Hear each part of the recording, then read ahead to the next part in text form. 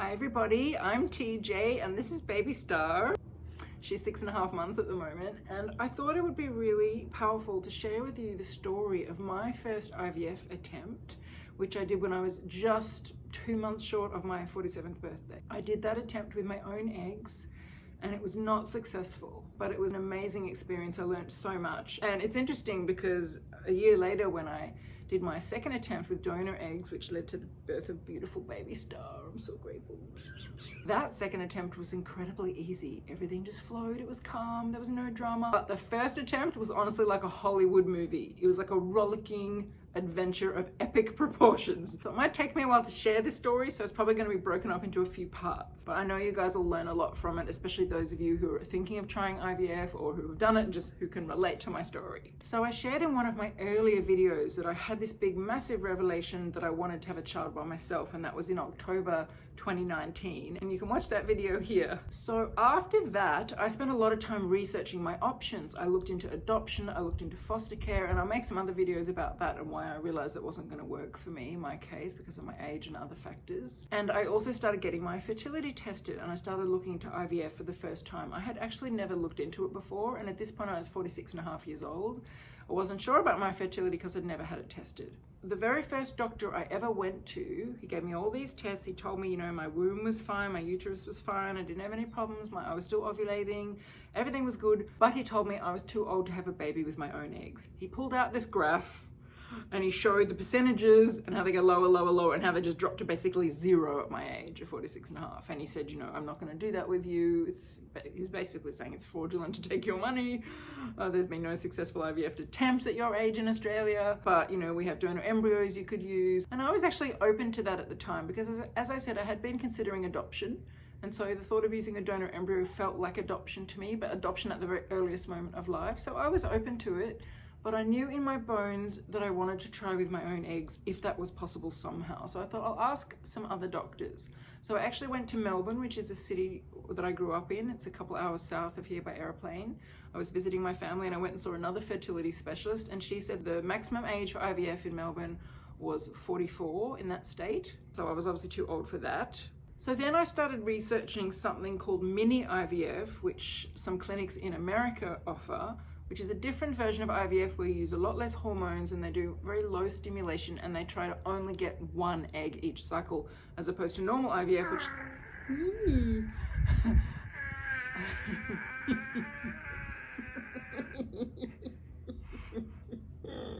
As opposed to normal IVF, which uses a lot more hormones. They stimulate your ovaries to produce lots of eggs so that they can take those out in an egg retrieval procedure and hopefully get 10 or something eggs.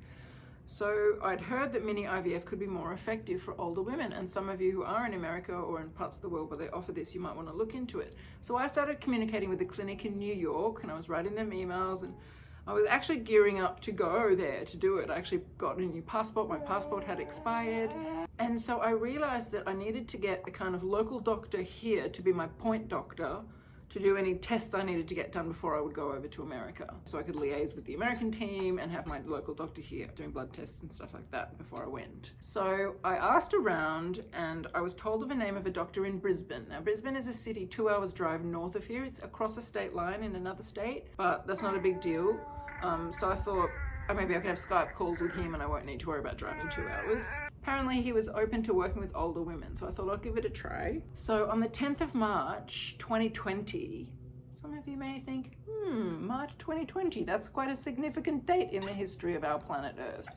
Yes, you're right, it was the start of COVID.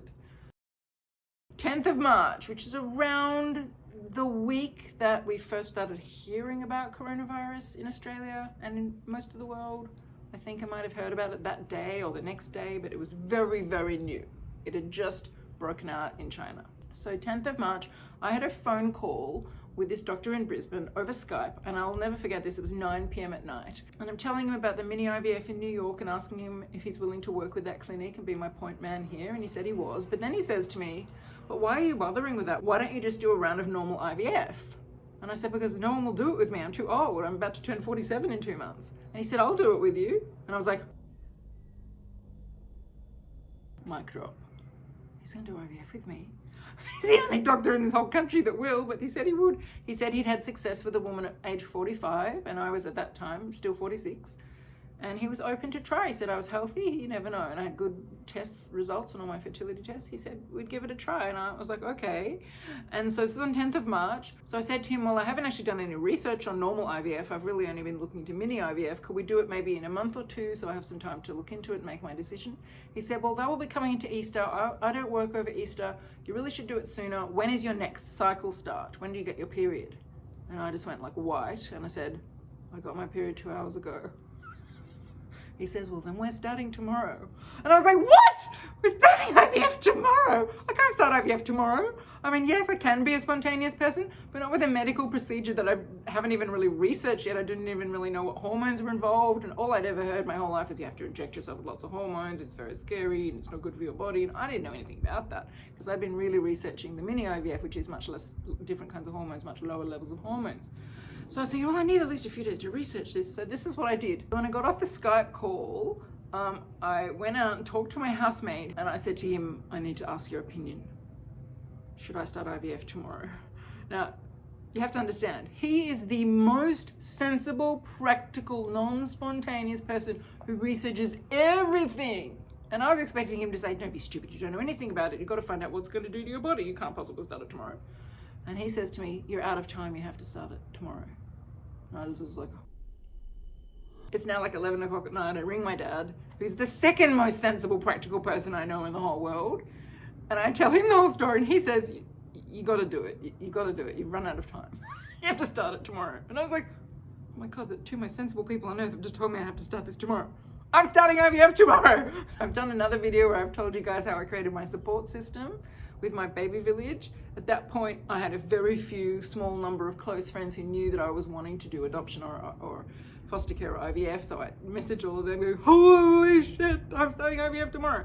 Now, you have to understand, I had my period. I'm someone who gets really bad period pain. Like, I'm talking 2 days in bed on strong painkillers, unable to function, takes days off work, cannot do anything. So I'm like waking up the next morning with full-on period cramps, and I have to drive up to Brisbane, which is a 2-hour drive, fill in 4 billion forms, talk to every doctor in the whole clinic, the financial team, the injections team, the fertility team, the sperm donor team, and I have a million meetings. I'm pretty sure I was given my first injections from my memory, and I had to like try and figure out how to do it in the car just as I was driving back to fit in with the times of these injections. And then I remember the next day I was back home and I still had period cramps. And I still had period cramps, and now I had to choose my sperm donor. I had to choose my sperm donor in 1 day. So I go on the website of my clinic thinking I'm going to have a choice of hundreds of donors. But in actual fact, they only had 16 available donors, because this is an Australian sperm bank. There's not that many Australian sperm donors. Only 6 of them were Caucasian. Now, I don't really have any issues about race, but I wanted my child to look a little bit like me if possible. So I wanted to try and at least find someone with pale skin, maybe blonde hair or brown hair. So there was only 6 Caucasian donors, and only 4 of them had a good medical history. The other 2 had not good medical histories. I wasn't going to inflict that on my child. So I had choice of 4 donors. So I've gone from wanting to date every possible man to find my perfect husband, love of my life, to internet dating from every possible man in Australia, to now 4 men. Right? And as I've told you in other videos, I'm an extremely romantic person. So I had to find a way to spin this. Otherwise I would have lost my mind. So this is how I spun it. Are you ready for this? Because I also did the same logic when I did IVF the next time and created her. This was my logic. In Australia, it's actually very difficult to be chosen as a sperm donor because there's some very strict legislative requirements. Number 1, you can't choose anyone who's been paid for their donation. So that cuts out the vast majority of sperm donors who do it for money. So there's not leaving many left. Then you can only choose someone who's willing to be open ID, which means the child is allowed to contact them when the child is 18. So you can't use anonymous donors in Australia. Then the donor also has to be willing to do 2 counselling sessions.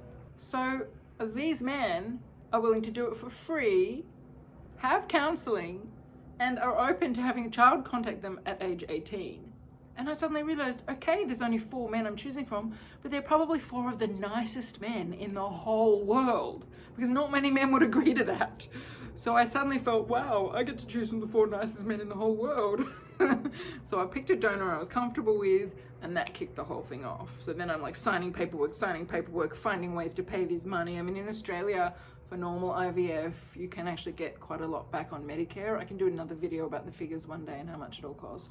But this round with my own eggs was not that expensive. The really only big expense was the sperm, but the actual IVF is covered by Medicare, a lot of it. So anyway, I'm filling in all these documents, getting ready to go up to Brisbane for the next phase. I think the second trip to Brisbane actually was when I was given the injection and started my injections. So then I'm now in my round of IVF. Oh my God. And I'll continue in the next video. Oh my love, it's you that I dreamed of. Oh my